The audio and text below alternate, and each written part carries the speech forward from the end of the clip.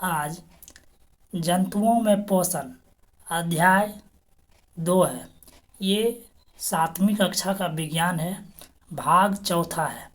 इसका आज हम क्वेश्चन आंसर करेंगे और क्वेश्चन आंसर करने में बहुत सारे हम क्वेश्चन के बारे में इसका आंसर करेंगे और उनके हम कुछ चित्रों के माध्यम से समझेंगे इनका कि जंतुओं में कहाँ अमीबा कैसे निर्माण होता है और सारे जो क्वेश्चन है इसके बारे में हम जानेंगे। जैसे पाचन तंत्र का निर्माण में कौन सा ग्रंथि भाग लेती है, ने समपोषी विषमपोषी, इसके बारे में हम अच्छी तरह से जानेंगे।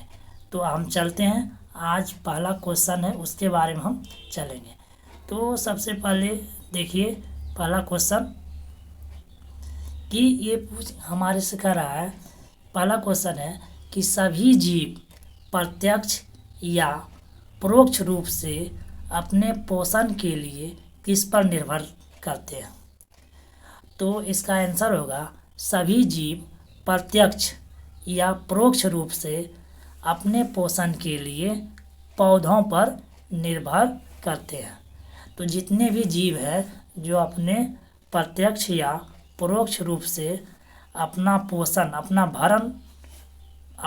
भरण पोषण के लिए किस पर निर्भर करता है, ये पौधा पर निर्भर करता है। किस पर निर्भर करता है, ये पौधे पर निर्भर करता है। ये देखिए ये एक प्रकार का मान लीजिए पौधा है, इसी पर सभी जीव जितने भी जो शाकाहारी जीव है उस पर ये अपना भोजन करते हैं। तो अगला क्वेश्चन ये फिर चलते हैं। तो दूसरा क्वेश्चन है कि जीवों में पोषण कितने तरीके हैं, कि जीवों में पोषण के कितने तरीके हैं। तो जीवों में पोषण का 2 तरीका है। कितना है, तो इसका आंसर लिखेंगे जीवों में पोषण के 2 तरीके हैं जो निम्नलिखित है। तो पहला है स्वपोषी, इसको इंग्लिश में बोलते हैं ऑटोट्रोफी। दूसरा है परपोषी या तो इसको हम बोलते हैं विषमपोषी, या तो इंग्लिश में इसे बोलेंगे हेट्रोट्रोफी। ये हम समझ गए। अगला क्वेश्चन है क्वेश्चन नंबर 3 कि स्वपोषी किसे कहते हैं। स्वपोषी किसे कहते हैं, इसका आंसर होगा जो जीव अपना भोजन वायु, जल, पोषक तत्व तथा सूर्य के प्रकाश से बनाते हैं उन्हें हम स्वपोषी कहते हैं, है ना। जैसे हरे पौधा, तो देखिए यहाँ से अगला हम चलते हैं। जैसे हरा पौधा जो है ये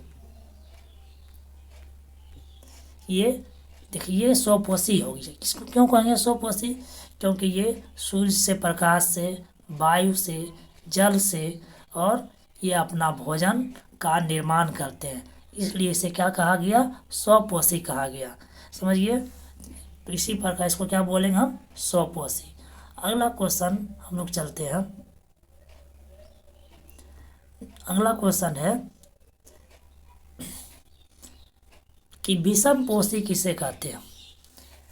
तो जो जीव अपना भोजन स्वयं, मतलब अपने से नहीं, स्वयं मतलब खुद से नहीं, कहता जो जीव अपना भोजन स्वयं पोषी जीवों या अन्य जीव जंतुओं से प्राप्त करते हैं उन्हें हम विषमपोषी कहते हैं। जैसे में एग्जाम्पल हो गया मानव तथा अन्य जीव। इसका हम आम भाषा में समझे तो जो जीव अपना भोजन अपने से नहीं बनाता हो, दूसरे पर निर्भर रहता हो, उसे हम क्या बोलते हैं, विषमपोषी कहते हैं। तो इसका हम पिक्चर के माध्यम से समझेंगे। देखिए विषमपोषी कैसे हुआ, यहाँ आप देखिए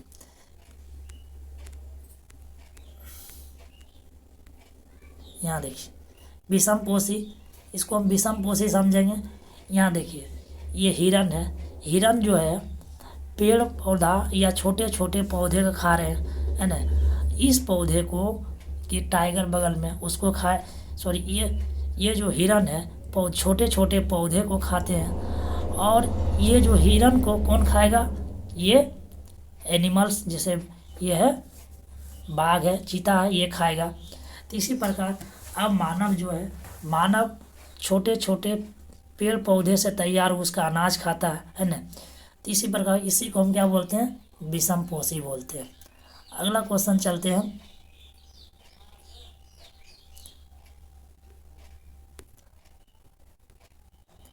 कि विषमपोषी अपना भोजन के लिए किन पर निर्भर करते हैं।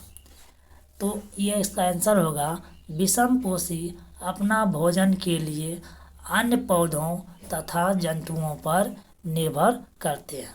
तो अभी हमने पिक्चर में देखिए विषमपोषी जो है अपना भोजन जो है पौधों पर या तो जंतुओं पर निर्भर करता है। ये इसमें देखिए कि कुछ इसमें देखिए, ये हिरन है, यहाँ हिरन है, ऊँट है, तो ये पक्षी है, कीट है, सभी है। तो देखो कीट जो है क्या घास को खाता, और घास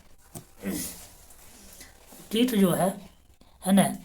यहाँ देखिए हिरन है, कीट है, तो कीट जो है छोटे छोटे घास या तो छोटे छोटे खाता है। और कीट को कौन खाता है, या तो सर्प खाएगा, या तो सर्प नहीं तो मेढक खाएगा। इसी में ये देखिए इसमें हिरन है, हिरन घास खाता है, हिरन को कौन खाएगा, तो बाघ खाएगा, है ना, टाइगर जिसको बोलते हैं। और ये देखिए बड़े बड़े इसी प्रकार मानव जो है, मानव क्या पौधा तैयार होता है, पौधा से उनसे बीज प्राप्त होता है, उसको हम लोग खाते हैं। तो यही इसको बताया गया। आगे चलते हैं, समझिए। अगला हम चलते हैं, भोजन ग्रहण की कौन कौन सी विधियां हैं। तब भोजन ग्रहण की कौन कौन सी विधियां हैं, तो इसका उत्तर होगा कि भोजन ग्रहण की निम्नलिखित विधियां हैं। तो पहला जो विधि है क्या है, छीलना। दूसरा विधि है चबाना। तीसरा विधि है कुतरना। चौथा विधि है बेधना।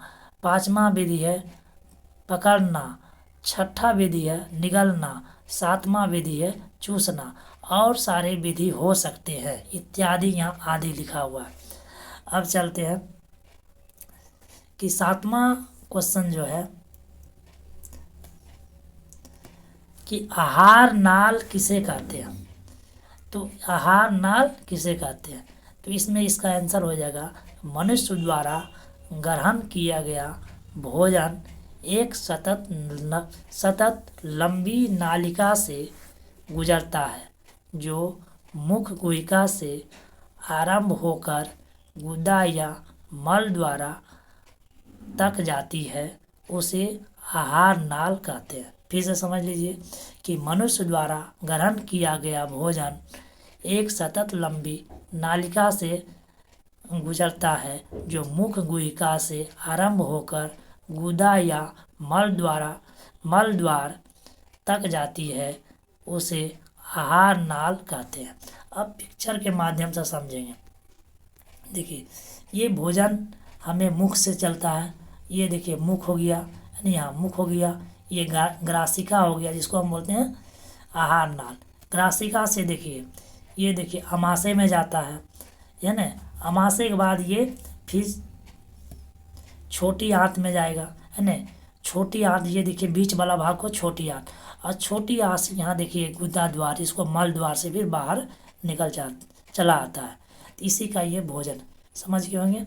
आगे चलते हैं,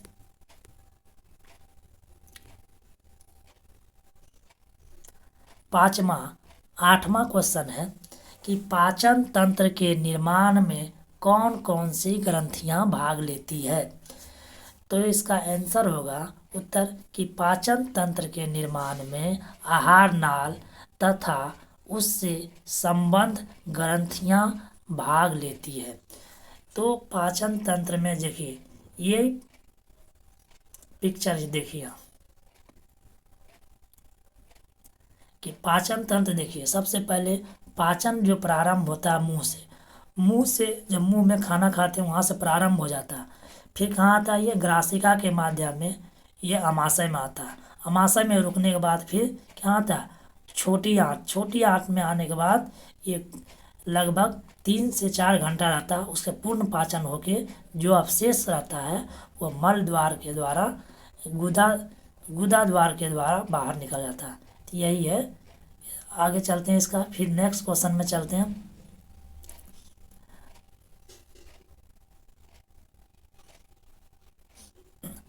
तो अब अगला जो है 9 नंबर क्वेश्चन है कि पाचन की प्रक्रिया का आरंभ और अंत कहाँ होता है। तो इसका उत्तर होगा पाचन की प्रक्रिया मुख से आरंभ होकर आंत तक पूरी हो जाती है। तो इसका हम फिर पिक्चर के माध्यम से समझेंगे कि इसका जो है पाचन की प्रक्रिया मुख से आरंभ होकर आंत तक पूरी हो जाती है। ये देखिए, यहाँ से प्रारंभ हुआ, मुख जहाँ जीवा मुख लिखा हुआ है, मुख से प्रारंभ होकर कहाँ होता है, लास्ट में ये आंत आता है। आंत में 2 प्रकार का, एक बड़ी आंत है, एक छोटी आंत।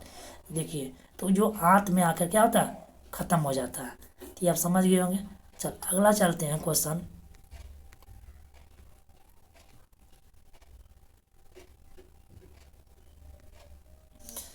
अंतःग्रहण किसे कहते हैं। क्या है, अगला क्वेश्चन है कि अंतःग्रहण किसे कहते हैं।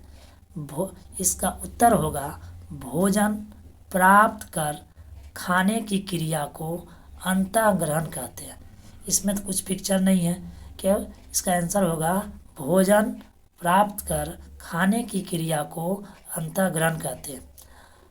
अगला 11वां नंबर क्वेश्चन है कि अवशोषण किसे कहते हैं।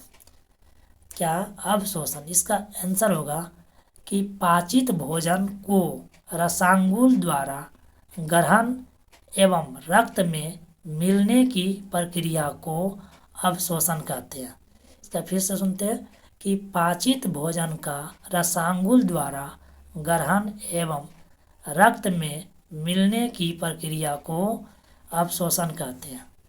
अगला 12वां नंबर क्वेश्चन है कि स्वांगीकरण किसे कहते हैं। इसका उत्तर होगा शरीर के वृद्धि और विकास के लिए पाचित भोजन का उपयोग करना स्वांगीकरण कहलाता है। अगला जो होगा क्वेश्चन है मानव में पाचन क्रिया कहाँ होती है। तो इसका जो आंसर होगा मानव में पाचन क्रिया आमाशय एवं छोटी आंत में होती है। तो इसको हम पिक्चर के माध्यम से देखेंगे कि आमाशय या छोटी क्रिया, छोटी, देखिए यहाँ लिखा हुआ है आमाशय, ये देखिए आमाशय लिखा हुआ, तो यहाँ होता है और छोटी आंत में। सबसे पहले जो हम भोजन करते हैं आमाशय में आता है, कुछ देर आमाशय में आने के बाद कहाँ आता है, छोटी आंत में, जहाँ देखिए क्षुद्रांत लिखा हुआ है। तो इसी को हम क्या बोलते हैं, छोटी आंत। तो ये बीच वाला भाग समझ गए होंगे। अगला क्वेश्चन चलते हैं।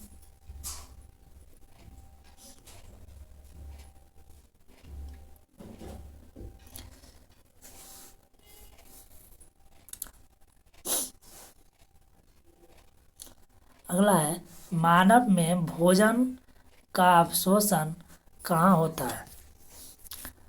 तो मानव में भोजन का अवशोषण छोटी आंत में होता है। तभी छोटी आंत देख लिए।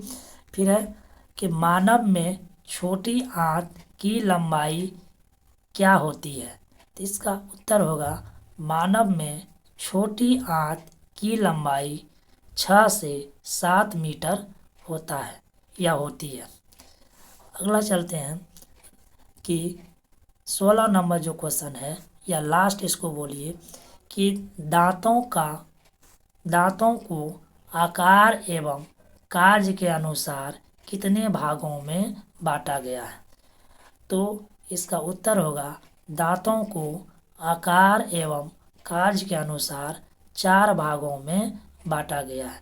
नंबर 1 कृतंक, नंबर 2 रदनक, नंबर 3 अग्रचवर्णक, नंबर 4 चवर्णक। अगर इसको इंग्लिश में समझेंगे तो होगा इंसीजर, कैनाइन, प्रीमोलर और मोलर।